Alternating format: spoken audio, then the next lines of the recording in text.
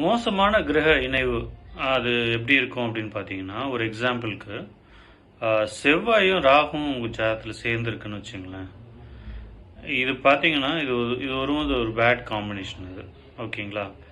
So செவ்வாயோட ஆதிபத்தியம் மட்டும் உங்களுக்கு தப்பாக இருக்குன்னு வச்சுங்களேன். அதாவது 6ஆம் இடமோ 8ஆம் இடமோ 12ஆம் இடமோலாம் இருக்குன்னா, இது ரொம்ப மோசமான விளைவுகளை கொடுக்கறதுக்கான வாய்ப்பு இருக்குது.